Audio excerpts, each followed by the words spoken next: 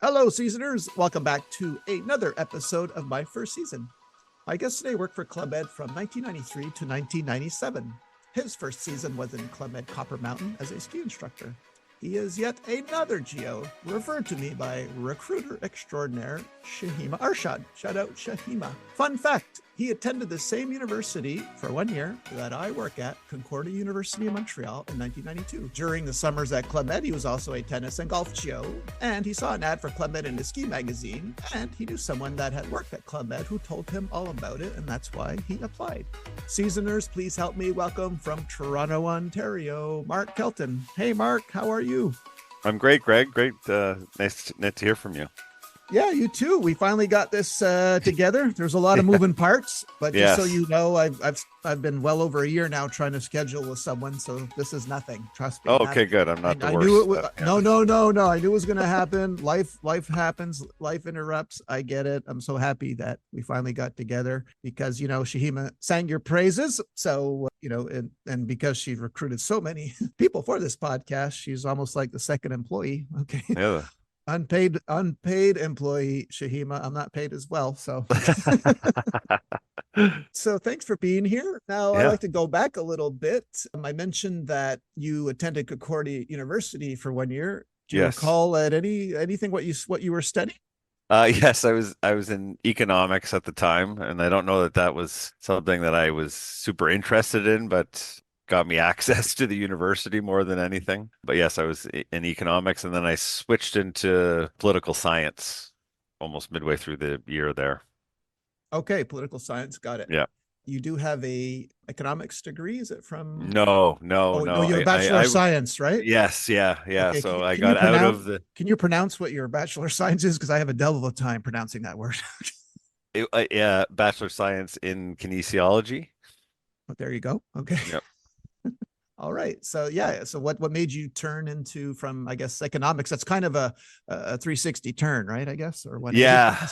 Yeah, I was always more into the science programming than the math, and it was really a timing thing in how I got into Concordia. It was the program at the time was I don't know if I waited too long to apply or was limited into what programs I could get into, but I was determined to go to Concordia and stay close to where I went to high school and close to some friends that lived in Quebec and also stay present in the ski racing scene, which was in New England.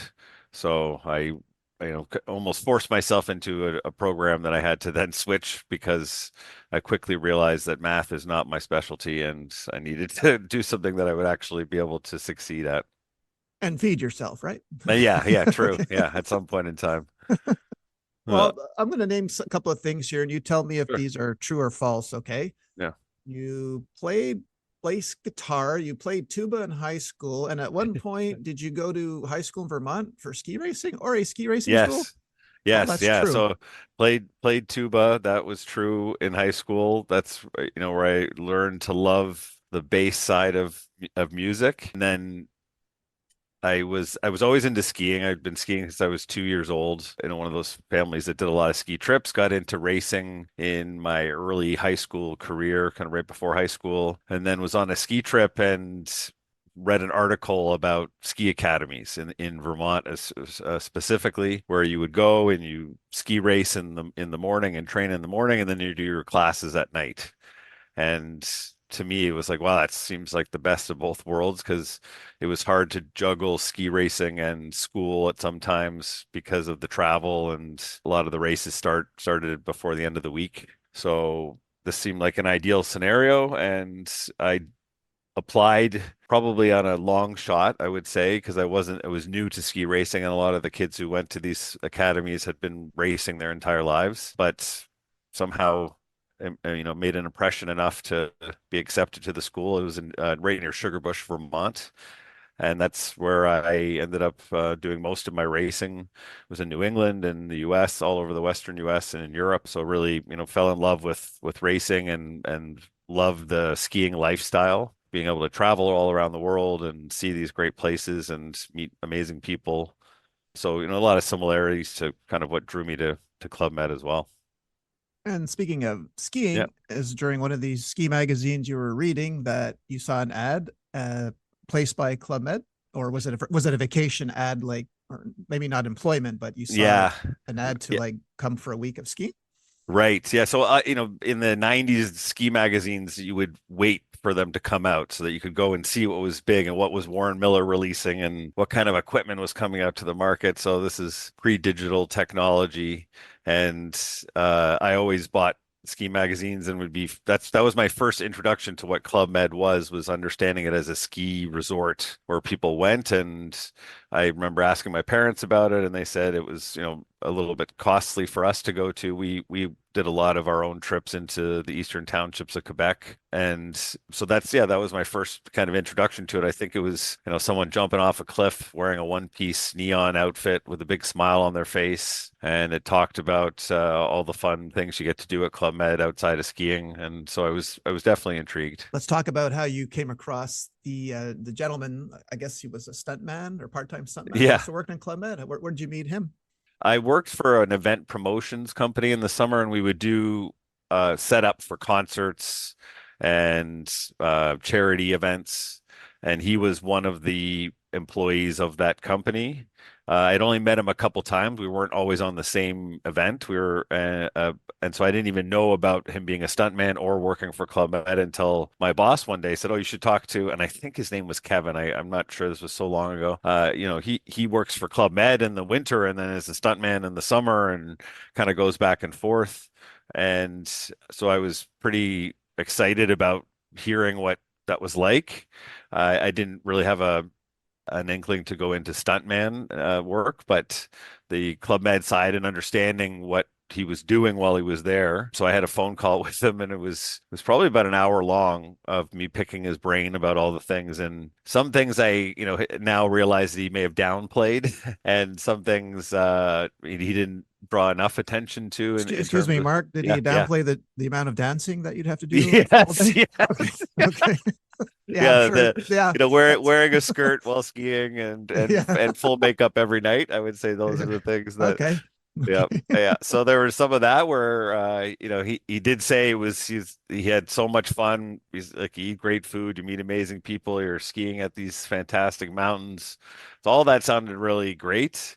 They also had a race program in Colorado, so I was able to you know continue with racing and training people to race and coaching at Copper there. So that was another reason why I thought, okay, this is something I want to dig into a little bit more. Did you have an in-person interview or a telephone interview? Telephone is Yeah, it was a telephone interview.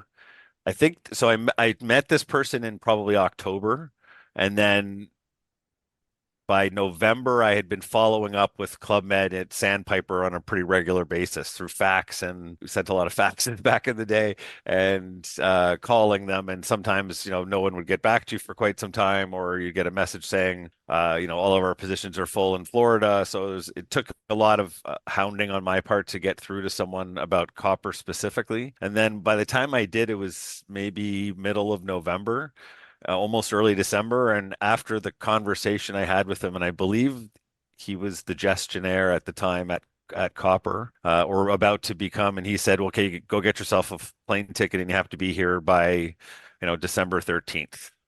And so it was within a few days. I called my dad and begged him to cover my flight so that I could get out there. And within, a week of having that conversation, I was on my way to Colorado.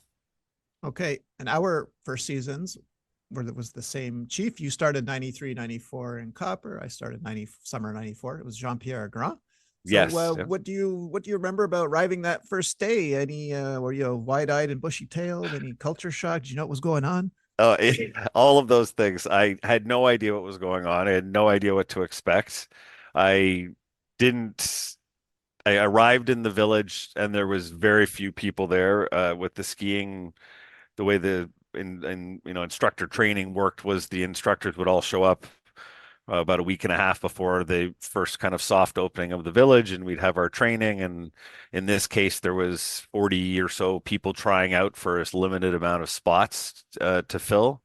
So I remember walking into the village, not seeing many people, and then all of a sudden I met someone who was like, "Oh, or what are you here for?" His name was Dan, and I remember Dan saying, "What are you here for?" And I said, "I'm going to be an instructor, or, I'm here to be an instructor."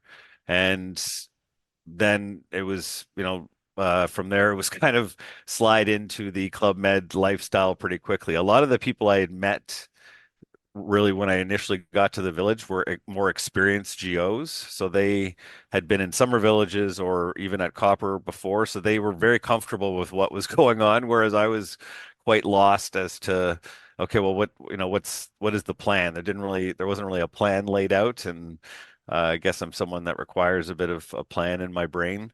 And so I would say a culture shock. I went from being in a small school to now being not Concordia, of course, but my high school was only 60 kids, so I was, quite new to all of these things outside of a very small community. And I still had no idea that there were shows. I had no idea that there was all this entertainment that happened, that, you'd be hauling luggage at 6 in the morning. These were all new things to me. And I quickly learned that night over some Coronas that I have a lot to learn about Club Med. And this Geo, was it Dan Ward? No, this wasn't Dan Ward. Dan Ward arrived a couple days after. This was, and I'd have to look him up on Facebook to remember his last name. But I ended up working with him again at Eleuthera as well down the road, and he was a Club Med veteran. Was it this season you started the band, or was that another season at Copper? That was the first season. Yeah, and one of the remarkable things about Club Med is that so many people have such creative sides that it was like no one was singularly focused. Everyone was multifaceted in their creativity, and you'd be sitting around talking to somebody, and they say, "Oh, you play an instrument?" And I said, "Well, I play tuba and baritone and those kind of instruments." And this was Josh Gardner, and he was like, "Well, you could probably play bass guitar then.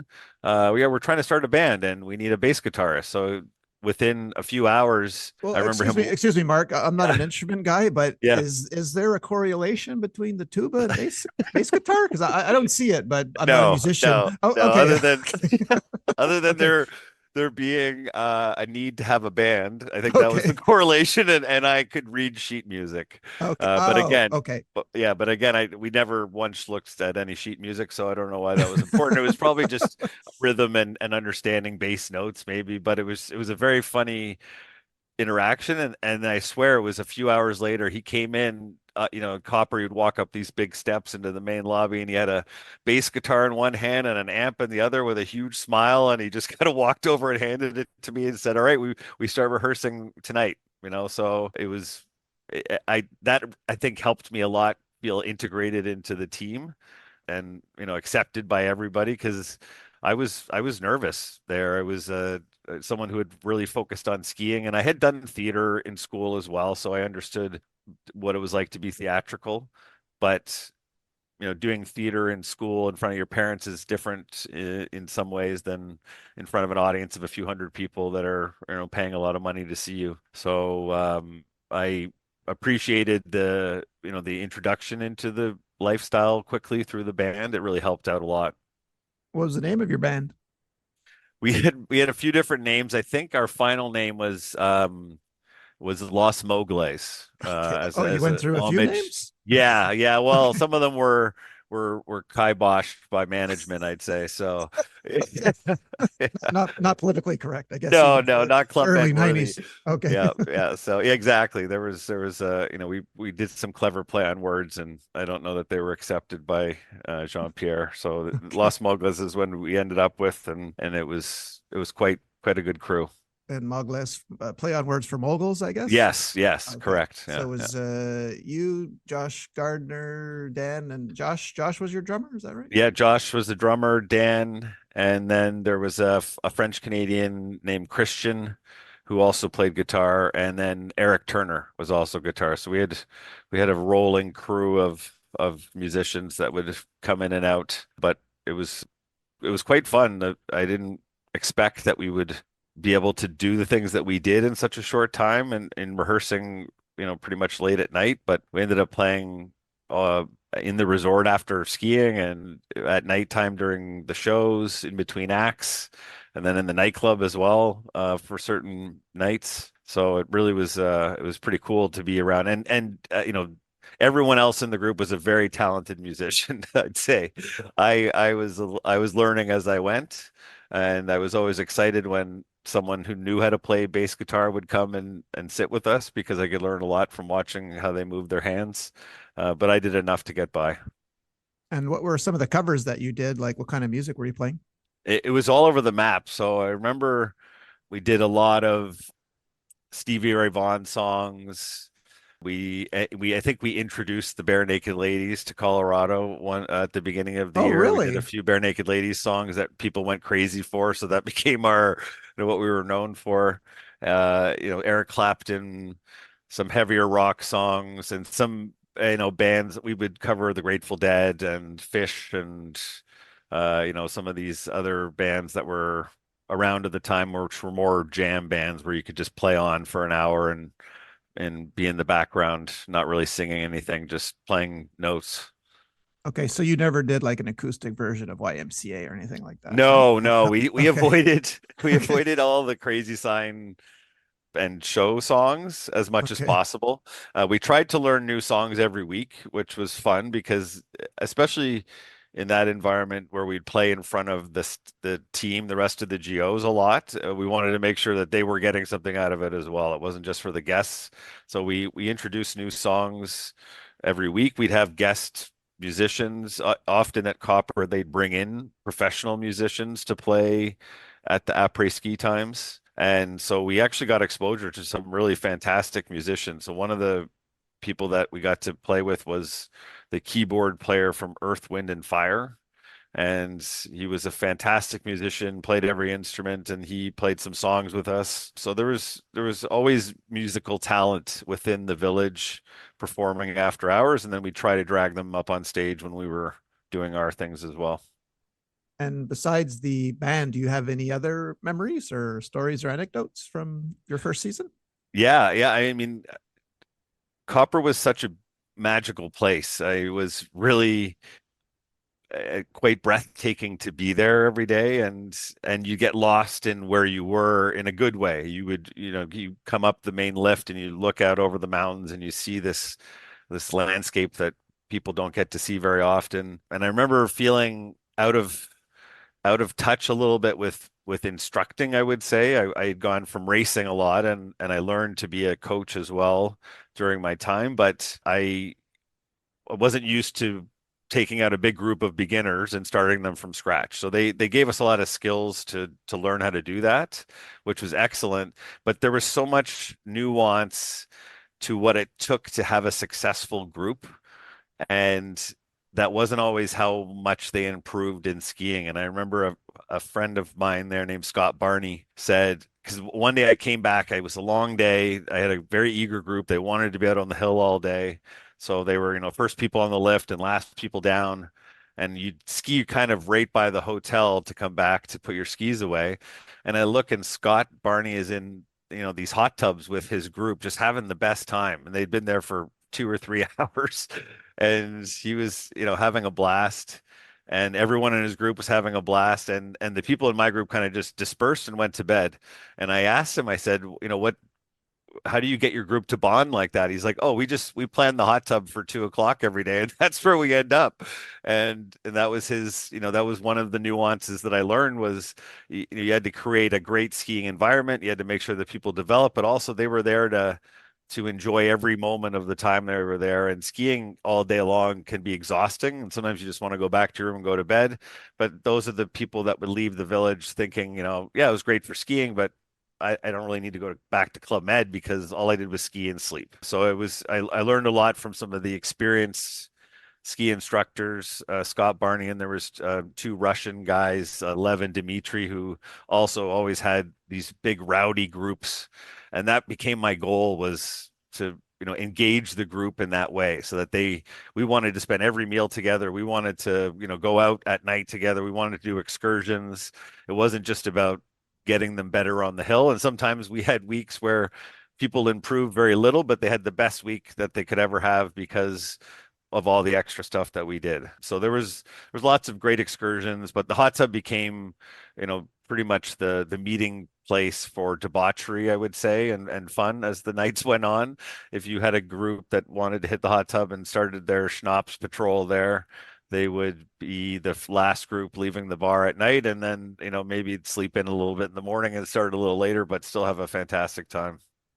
And did you see Jean-Pierre Grand hit the slopes? Like, was he a good skier? He I don't think he was a great skier. I think he skied a lot. I remember him learning and being eager to learn. It was intimidating to learn in Colorado. The mountains are very big. So if you're not familiar with skiing and you end up at the top somehow, it can be a fearful venture down. But I do remember as the season went on, he got a lot better. He joined groups constantly. He was always out there on the mountain with some of the animators talking to the guests, always getting feedback from the guests as to what's going on. So I do remember by the end of the season, I was quite impressed as to how much he had progressed, and I would hope so. He'd take advantage of all the free lessons that he could get. But he was out there even on some snowy days. He was out there ready to learn. Yeah, and I don't know if you know, like his when I met him in Turks when he was my chief, soccer was his big Yes. sport. And I don't know if Yeah. you had I don't know if he walked around in shorts and Yeah. copper, but he Yeah. had the biggest calves. Like I would just Yeah. stare at his calves all day. They weren't calves, they Yes. were cows. Did you Yeah. notice that? Yeah. They Like were bigger than his okay, quads, I think. That yes. was the joke. Yeah. Yeah. I don't know if that would make you a good skier if you had calves like that, but my God. Usually the skiers have giant quads and Oh, and okay. and but skinnier calves, but it doesn't matter. I think any leg strength is going to help you. Okay. Yeah. Do you have any other stories before we move on to your next season? Yeah, I mean, some of the other things that were obviously the band was always a lot of fun performing in front of guests. We did numerous adult joke shows, which I had a great time with, and that was down in the nightclub where you tell 100 dirty jokes in 100 minutes. Flash Uh, Cabaret, right? yeah, Flash Cabaret. Some of the best times we had. You just that laughter that you remember of people belly laughing for an hour and talking to you about it the next day.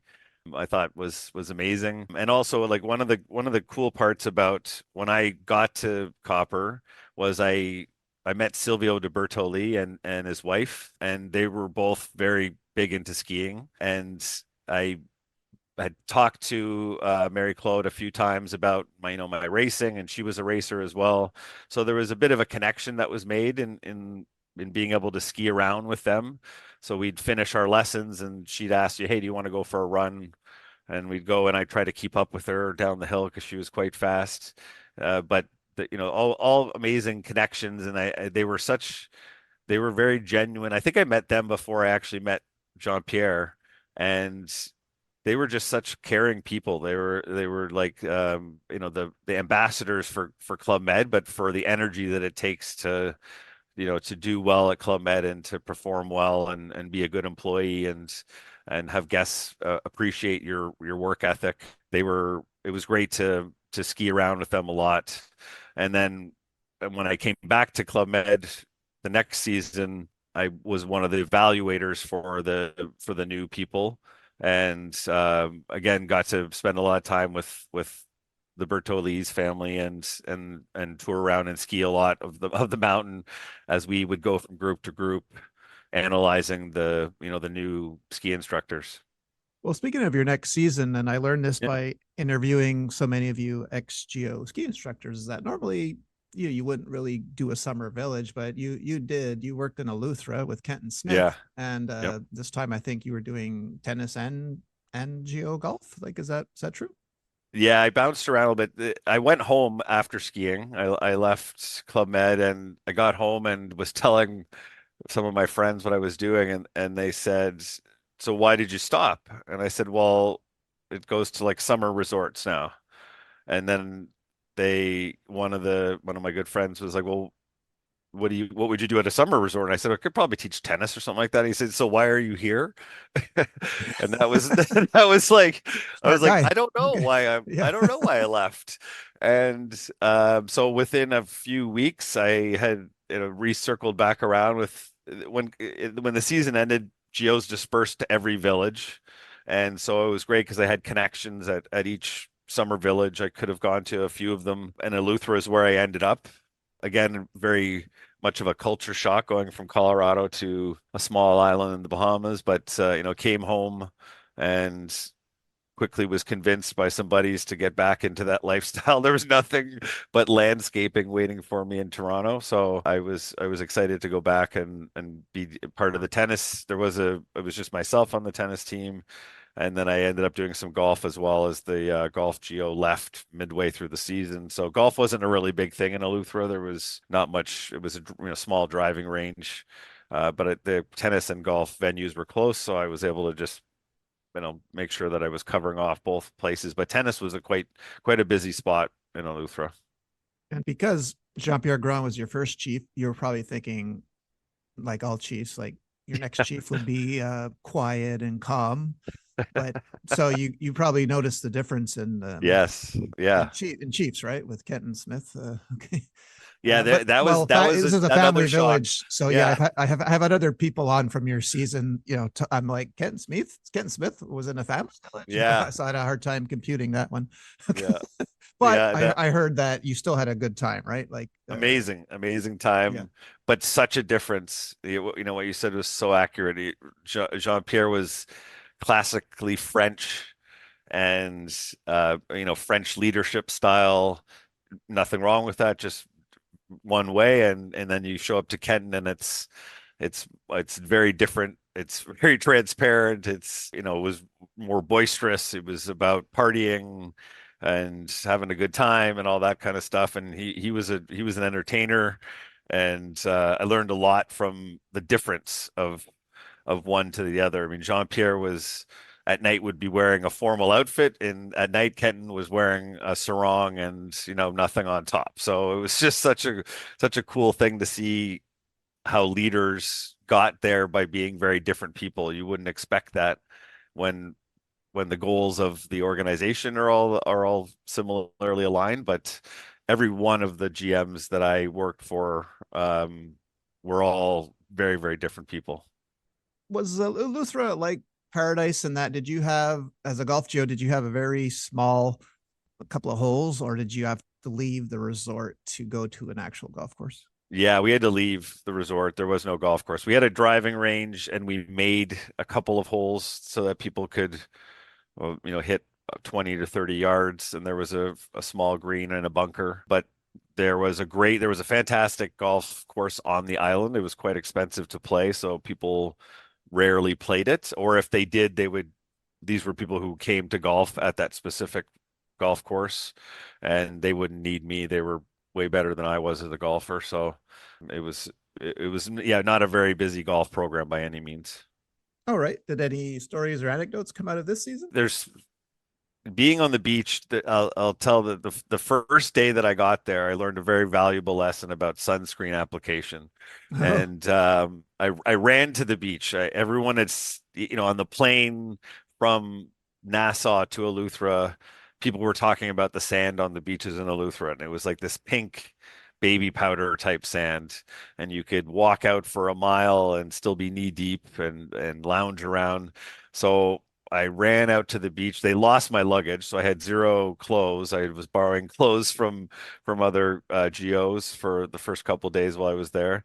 But I ran to the beach. I was like ripping my shirt off, applying sunscreen as I ran down, laid down for an hour, played in the water, talked to some friends.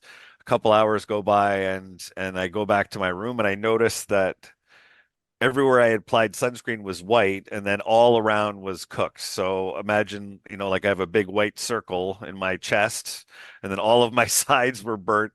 All of the spots I couldn't reach were all crispy. And so I looked like a kind of like a jack-o'-lantern in certain ways with a face on my chest. And so I gave some people good laughs for a few days as I dealt with that burn. But I did learn that, you got to spend some time to apply or get someone to help you to get everywhere in 100% coverage, because that sun there was very quick to cause damage. So that was my first real lesson, and then other than that, it was such a different group of people because skiing was very specific. People came there to ski. They would ski all day and then they'd either go to bed or they'd stay and hang out for a bit. Whereas now you had to switch into a mentality of doing five different things throughout the day. So tennis was done very early in the morning. By 8:30, we were almost done our lessons. And then they would move on to land sports or to beach activities or pool activities. So I again was a transformation in going from event to event, but it was a great sports team. I learned a lot from being part of that sports team. We would get a quite amount of NHL hockey players that would come to the village after they were eliminated from the playoffs, I would say. So you'd have these Russian guys with giant legs show up, and I could tell that they're who they were right away. I'm an avid hockey fan, so I knew a lot of them, not personally, but just by watching the sport. And so we ended up playing having hockey tournaments on the tennis courts at night, volleyball tournaments on the tennis courts at night. They really tailored a lot of the activities towards the guests that were there every week. So if you got a group of college athletes in, they would organize sports at night on the tennis courts and light them all up and put music out there. So it was such a sporty village and sporty time, and really had a great, amazing stay there, amazing time there. It was just such a beautiful place. Well, with these NHL players playing, the street hockey, did anyone want to volunteer to go in nets? Because No, yeah, I played with Glenn Anderson in '94 in Turks, and he didn't hold much back, and no. those slap shot, that orange ball comes at you fast, or that puck, We had a tournament, and I was shocked at how competitive it got. Yeah, And we had a good balance of French Canadians that work there, and boy, they have that fire, yeah, and then you have NHL players, and I remember specifically seeing someone get body checked pretty hard, not on purpose, yeah, but yeah. running with their head down, and all of a sudden there's a Oh, 210-pound Russian block in front of you, and we had to stop the game and administer some ice packs. So it was a very competitive. People got competitive to the point where I remember stopping pool games because of how competitive. And you'd laugh as a as a geo, you're laughing at these people that are almost coming to blows in a pool over playing water basketball yeah, or water and polo. Yeah, water polo, and they're my complaining about the nemesis. rules. Yeah, Yeah, yeah, yeah. They complaining about almost the rules. didn't. They didn't even need the ball at one point. They No. didn't even stop. They stopped playing with the ball, and it was like, oh, guys, come on. Oh, I hated water polo. Yeah, well, yeah, they'd yell at you about the rules, and I'm like, there's you're in a pool right now. You can stand. There's no rules. This is for fun. So I was always shocked at how people would get so competitive and stuff, but that's part of that. It got people in the pool, and we'd have packed games all the time. So it was really really cool to see. Before the fighting started, but Yeah, yeah. everyone had a My, really good time. my first season in Turks, I just got there, but I have a distinct memory. Somebody, I don't remember who, thought it was a good idea to put in water polo a team of Germans against Englishmen. And I went, okay. And boy, oh boy, were the whistles going nonstop that game. Yeah. Oh, you had whistles. That's good. Yeah. Yeah, yeah. We didn't even not have not whistles. not that they were heating them or paying attention to the whistle, but Yeah. Yeah. We had a microphone. That was how yeah, we yeah, got people's attention, and you'd start to roast them more than you would yeah. more than you'd worry about Yeah, how they were playing and the yeah. Well, penalties they were that was getting. just a test if everyone still was in a good mood. Like, Yeah. are they laughing? Can anyone tell me? Yeah. Are they Yeah. laughing? Okay. Yeah. Yeah. All right. So after this season, we go back to Copper with Oreo Stern. So 95, Yes. 96, back Yep. to ski instructor. And again, Yes. another different chief from Jean Yep. Pierre and Kenton. He's a Yep. Brazilian, right? Oreo. Correct. Yeah. Yep. Yeah. Different chief. Similar, I would say, in more ways to Kenton than to JP, in that That's what I've heard. Yes. he'd come from some singles villages, and was certainly into the lifestyle of partying and stuff like that. Another great chief. Loved his passion. He was always a very passionate person. The fun part about that season for me was in the beginning, I got to lead the courses for the new instructors coming in. So I was asked to come back early, and they said, "Can you, do some of the training, help us select the ski instructors that are coming in. First year that I went there, I think there was 45 people trying out for maybe 6 or 7 spots. So there was a lot of people that came to Copper and then had to go home that weren't allowed to stay because they didn't make the ski instructor team, or they stayed on in different capacities. Dan and Chantal worked on stage and in choreography so that they could earn their way and do lessons all year and then become ski instructors the next year. So I was fortunate enough to lead some of the sessions prior to. And one of the funny stories was one day I was skiing with Silvio and Mary Claude, and we were going from group to group. So at this point in time, people only knew that I was an evaluator and that I was skiing with, the head of the North American zone at the time around the mountain. So I there was we in this year we had, I think, 25 people trying out for 20 spots. So we needed everyone to want to stay because we were, well, at the point where we needed a lot of instructors. So at the end of the first day, sessions had all wrapped up. All of the instructors were downstairs in the basement at Copper, which is where a lot of the staff rooms were by the nightclub. And they were having like a little mini party in a room. And I went downstairs, kind of knock on the door, walk in, and everyone, their faces kind of dropped to the floor, thinking that I was gonna say, what's everyone doing? You guys have to focus on your classes tomorrow, whatever. And they were being loud and rowdy and having a good time. And then Dan and Chantal, Stinky and Chantal, were in the room and they yelled out, "Mark!" And I walked in and everyone kind of relaxed and calmed down that I wasn't there as an evaluator. I was there as someone who wanted to have a beer and understand what people were going through, doing that kind of tryout mentality. But it was kind of cool that I like to see that there were people like Dan and Chantel that, they learned to ski by working at Club Med, and they went on every day and did lessons and got better, and then were able to come back as instructors the next season and did very well as instructors and kept getting better and better. So the instructors really improved a lot too in their abilities as the seasons went on. So it was really a unique scenario for this type of ski instructing. And the instructors that were at the regular resort at Copper were very jealous of the Club Med instructors. We had guaranteed classes every week. We had great food and restaurants and entertainment going on, and we had a place to live for free. So there was a bit of animosity between the red coat Club Med instructors versus the Copper instructors. And so there were often times where we tried to interact with them, but we weren't really met with any cool, warm, open arms. It was more jealousy and that kind of stuff. But we broke it down because we ended up running some race programs in the second year where we invited outside instructors and did some racing clinics. And that year I pretty much ran the race program.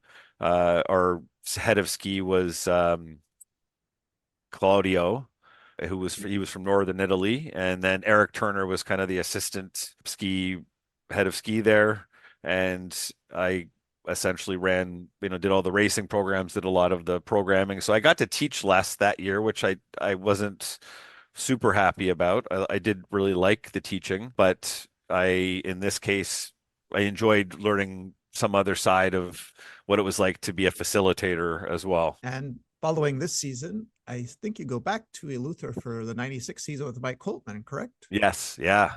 What was that like? That was so I I didn't think that you could devote that much energy and attention to the shows that we did until I met Mike. I mean, a lot of the shows that we did at night were the poor choreographers are trying to make the best out of a bunch of uncoordinated ski instructors and people who can't really dance and who have just been working all day long, and they're trying to get him to do a show. And then I arrived with Mike, and each show was a production, and the audience never saw the same thing. They were sucked. They would sit down and wait for the shows in advance. It was such a entertainer's paradise from the show perspective. I loved it. I thought it gave me, as someone who was putting energy and effort into the shows, it made me feel good because we'd often be up rehearsing until 1 o'clock in the morning, and sometimes you rehearse and the show still sucks or it's boring, and you're like, that I don't know why I spent all this time rehearsing if we're just doing these four dance moves over and over again for 4 minutes. Whereas Mike had these giant theatrical productions of Aladdin and these giant circus shows. It was really fantastic, and the guests responded so much to it that I then saw how people would, really want that when they were going away, want to experience that level of performance that isn't just amateur performers out there juggling because they can, or telling a few jokes because they can. Whereas this was, very professional. I loved the being back in Eleuthera was great. The tennis program grew a little bit, so we had a few instructors, so that was a lot of fun. Just the lifestyle in the Bahamas was wonderful, and really have nothing bad to say about it whatsoever. And you stay in the Bahamas the following season, 96, Yeah, 97. You go to Paradise. Now you're back with Jean-Pierre Grand. So did yeah. you run into him in a Lutheran, or was he there on Yeah, vacation? he came on vacation with his family, and I just happened to be the one who was doing the transfers from the airport. And so he recognized me, but I don't think he knew exactly who I was. So it was one of those, like, I could tell by his face that he recognized me. But obviously he deals with 100 different geos every season. So and then as the week went on, I had some conversations with him, and then he basically said, as soon as you're done here, you should come over to Paradise Island. We need someone on our tennis team. And I couldn't say no. It was a great offer to extend to stay in the Bahamas. Eleuthera shut down every year right before hurricane season. So it was, I still had some time to go and get into Paradise Island. And Paradise Island was one of the top tennis programs in Club Med besides Sandpiper. They ran a very, top tier. We had a lot of professional players that came through. So again, another level of like excitement for me as a sporty person, that I get to then learn about new ways to coach and play with some top talent and have a team of instructors that are all focused on development. And it was a really cool experience. Very different village. When I switched, I went from the family side to the more adult side at Paradise Island, and I learned a lot about that. Things that probably can't be discussed, but it was just a different, kind of scene in terms of how late people stayed up at night. The nightclubs in Eleuthera would be closed by 10:30, whereas the Paradise Island nightclub would close, and then people would be like, okay, we're going into town now. We're going to go into Nassau, and there's a dive bar we have to go to.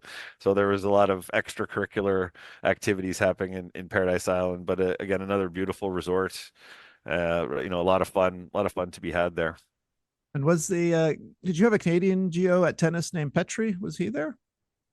I don't think so. No.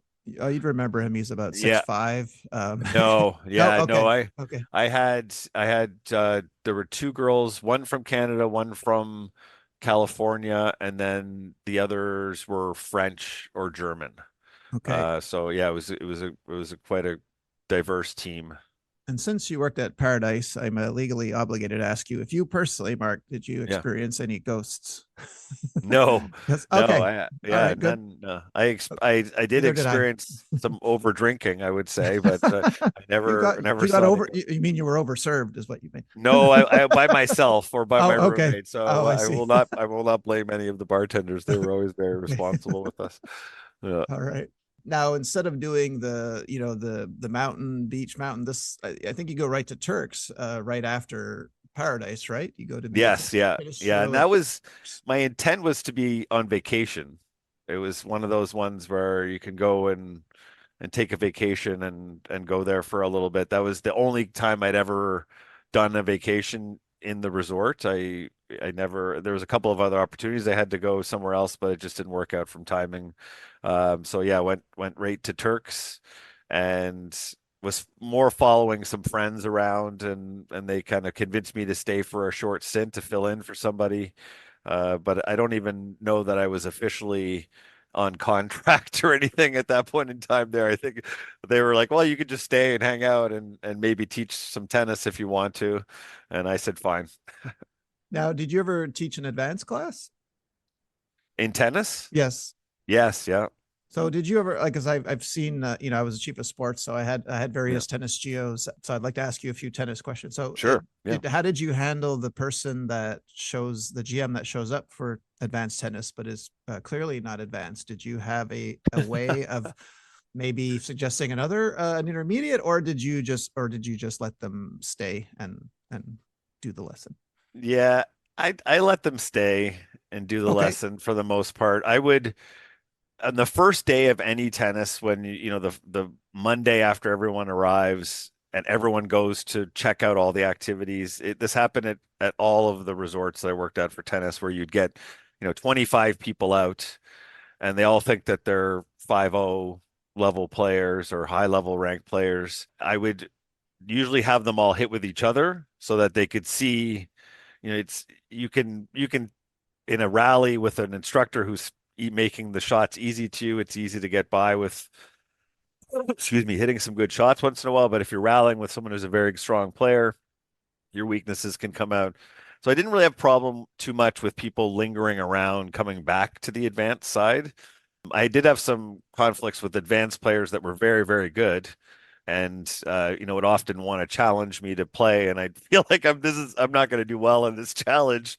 So we had quite a few ex-collegiate level tennis players that were excellent players, and so I'd kind of forewarn them that I'm okay with losing to guests. I know that's not a rule you're supposed to, excuse me, supposed to have, but some of them were excellent, excellent tennis players. Okay. My second question is now, how did you handle? I don't know if this happened to you, but I had a tennis geo that would freak the f out when this happened. Whereas a GM would show up in a speedo and running shoes, Oh yes, yeah, and yeah. of course, tennis and golf are like gentlemen activities or what have you, and there's a certain attire. So did this ever happen? Did someone show up in a bathing suit and It sandals was or something? only me. I'm the only one who Okay. wore the Speedo. I Oh, I okay. I just Okay, tried to good. teach in Speedos. It was, you Okay. take away a Well, lot of the you get an tension on even the you get an court. even tan, right? That way too, Yeah, right? yeah, Because you're in the exactly. show, you got a tan for the show. So Yeah, I mean, yeah. So, come on. uh, Okay. I was pretty rare. It was pretty rare. It was more I would say that women would show up in bikinis to play.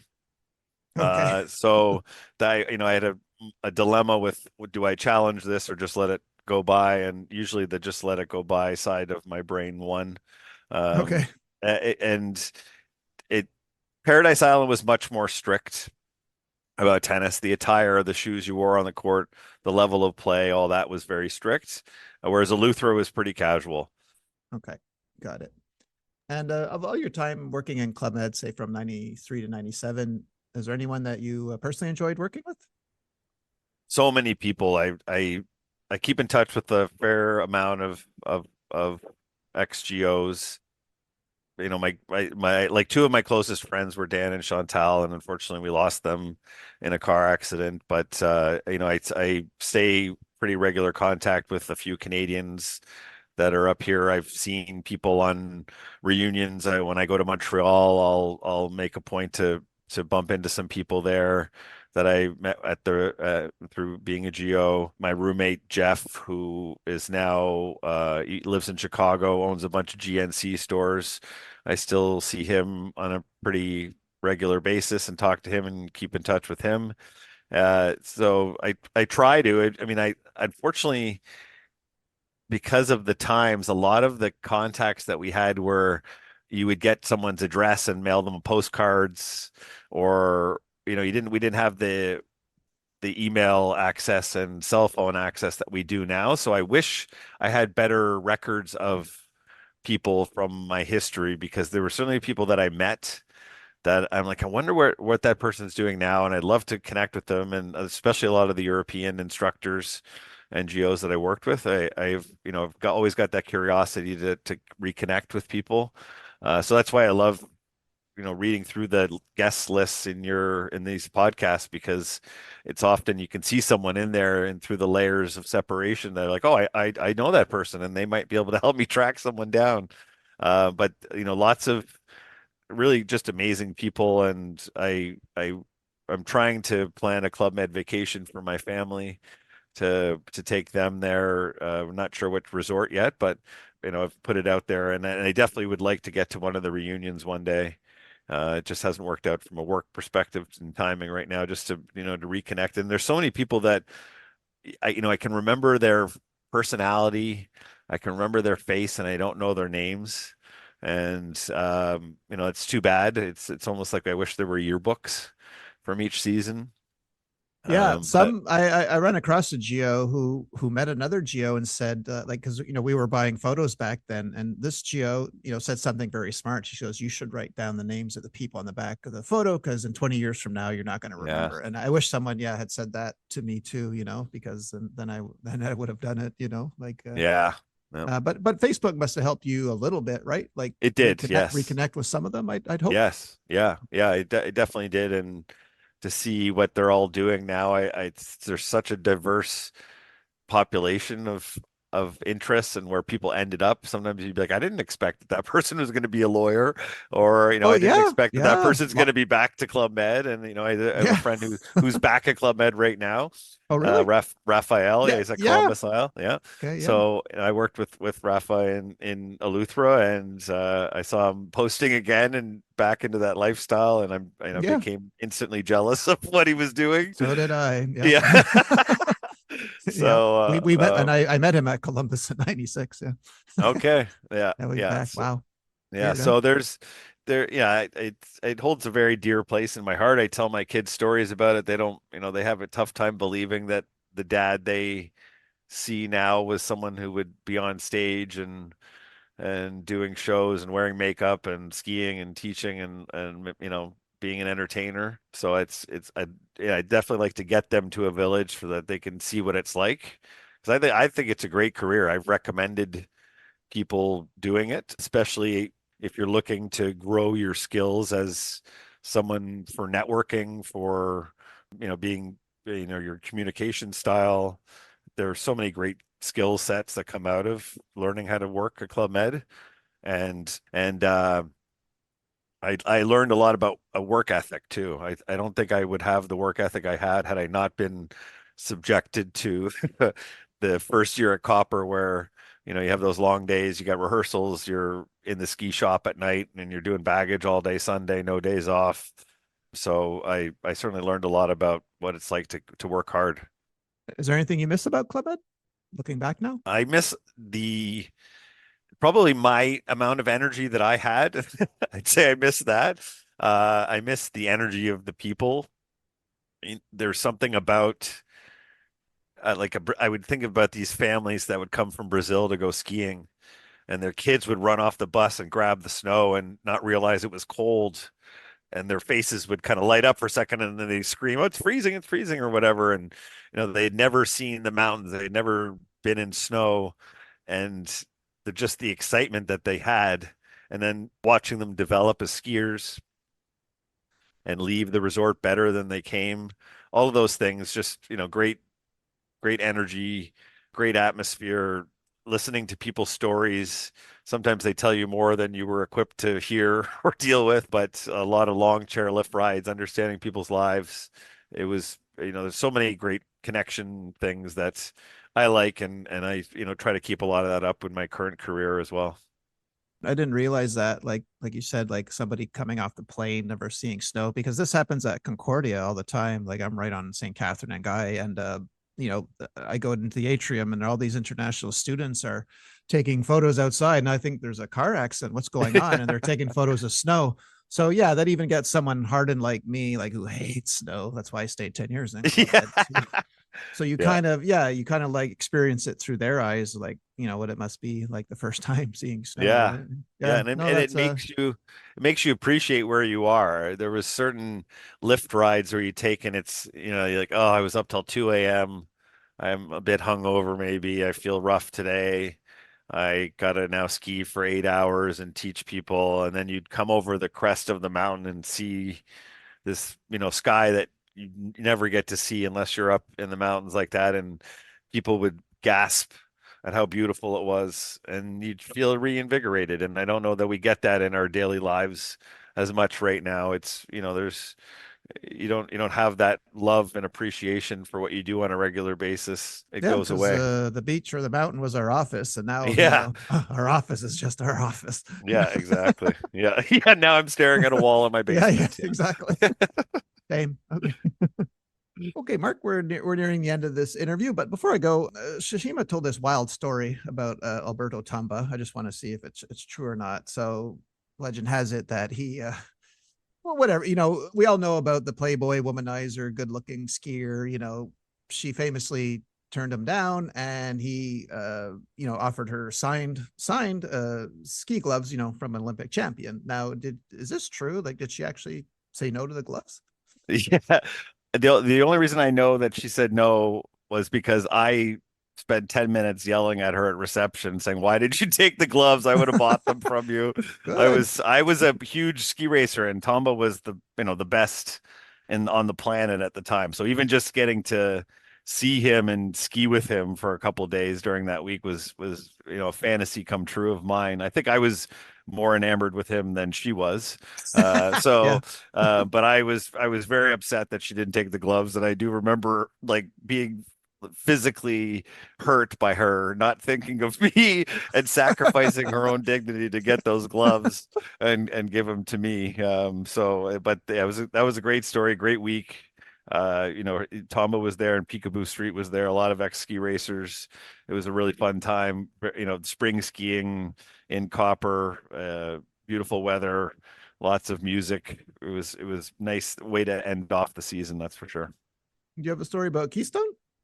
Yeah, there was this restaurant at the top of Keystone called the Alpenglow Stube, and it's a famous restaurant. I think it's at 14,000 feet. So you take the lift up, and then at the end of the night, you'd either ski down or take the gondola back down. Uh, a bunch of the groups would go there, and I had never experienced it until I had a group that came in, and there was one gentleman in my group. He was from Brazil. He had two bodyguards with him the entire time, so this was a unique scenario in that I had to teach skiing to someone, but also have these other two be part of the group, but they would stand off to the side. So wherever he went, these people went with him, and he offered to take the entire group up to this amazing restaurant where you show up, you take your ski boots off, they give you a robe and slippers, and it was an incredible meal. And I was yeah, I was a bit concerned because I'd never discuss like am I paying for what I'm eating or is someone else paying for this? I was invited, so I wasn't sure what to do. But I think a plate of chicken was probably $150 or something like that. So at the time it was a good amount of money, and I was trying to be cautious in what I was ordering. And at the end of the night, this kind Brazilian picked up the check for everyone in the group, about 15 people, and it was really just a remarkable experience to be up there in the mountains at night, having this incredible meal of exotic foods, and certainly was a great treat to have one of the guests take care of it for everybody in the group. But it was a unique scenario, and I'm pretty sure what happened at the end of when that guest arrived, he bought all new equipment, and at the end of the week he just gave it all away. He was like, I'm not going to ski again for another few years, so I'll just buy new stuff when I come back. But it was, yeah, there was a great contingent of South Americans that came to Copper, and they always were there and very passionate people. Okay, I listened to this whole story about the rich Brazilian guy with bodyguards. The only thing that phased me during this whole, okay, can you repeat? Did you say that you eat dinner in slippers and Yeah. a robe? What? What's Yes. what what Yeah, what what is that about? they give you like fur slippers. They were some sort of animal at some point in time, and they What? had slippers and these robes that were like cowhide or deer hide robes. And you sat at this. There was probably only six or seven tables in the entire restaurant. So imagine it was like a Michelin star experience, but at 14,000 feet at the top of Keystone. I've tried to go back since then to see if I remember it the way it was, and unfortunately, I've never been able to get back in there. It's always very booked up. So but it was, yeah, very luxurious experience. And we didn't want to put our ski boots back on to go back down the hill by any means. At the end of the night, I think my feet were too swollen to even get them into my boots, but you had to get down somehow. Okay, so and people gladly wore these robes and slipper, like it was Yes. Yeah. okay. Okay, well, Yeah. I've never heard this story before in my life. Okay. We didn't have the standards of hygiene that you have now with all Okay. everyone's overly good. I don't think you could get away with that right in these times, Yeah. Yeah, yeah. sharing slippers with a bunch of people in robes. But Right. now back then, I think it was part of the experience, part of the fun. Okay. Yeah. Excellent. Well, Mark, this has been amazing. I really do want to thank you for taking the time to share your story with us today. I really do appreciate you taking the time. Thanks so much for doing that. Thank you. I think we all appreciate that you're doing this. And I know you're paid in thank you. So, Yes. yeah, so And I Shahima is paid in thank you, Shahima, just so you yes, know. yeah, Okay. exactly. So I think Sheba worked out a commission deal somewhere along the Well, it line. would have She been must have. nice if Shahima could have paid you in those gloves, but Yeah, I agree. you know, I'm still holding out for a chance. okay. I think she can reconnect with them and get me those gloves. That'd be Yes. great. But yeah, this is great, Greg, and I love listening to the podcast and hearing some familiar stories and hearing more about people who got to experience other villages that I never went to. So we really do thank you for doing this. Well, thank you. Would you like to take us out and thank everyone for listening and say goodbye? Yeah, yeah. Thanks everyone, and I hope you found it somewhat entertaining. And I wish I had many more stories to tell, but Well, wait those a minute. In your defense, you do, Mark. But me and yeah, my silly rules yes, about that's what I was everything gonna being say. appropriate. Yeah, so that's But that's on me, listeners, yeah, not on Mark. nope, That's on it's me. not it's Okay, not on you. It's okay, on you protecting my children. So that's which right. is great. Yes. Any So, current employer or future employer listening to this, yeah, nothing is wrong. It's all appropriate here. Okay. yeah, yeah. But thanks, yeah, thanks a lot, Greg. I was the one, the only Mark Kelton, everyone, and we'll see you all next week. Bye. Say bye, Mark. Bye bye.